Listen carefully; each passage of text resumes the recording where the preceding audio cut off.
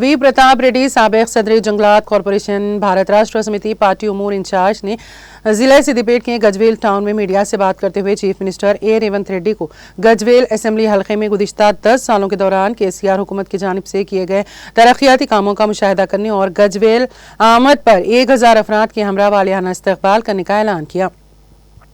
انہوں نے گزشتہ چند روز قبل چیف منسٹر کی جانب سے مبینہ طور پر گجویل میں کوئی ترقی نہ کرنے کے بیان پر اپنی شدید رد عمل کا اظہار کیا۔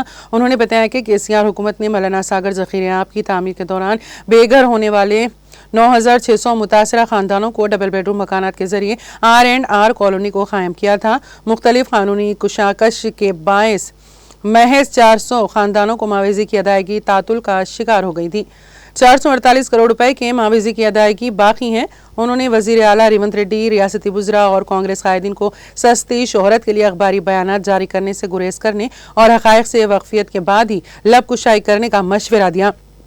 وی پرتاپ ریڈی نے اپنے بیان میں کہا کہ ریاست اور گجویل حلقے کے عوام اقتدار کی تبدیلی کی وجوہات کو سمجھنے سے ہنوز قاصر ہیں۔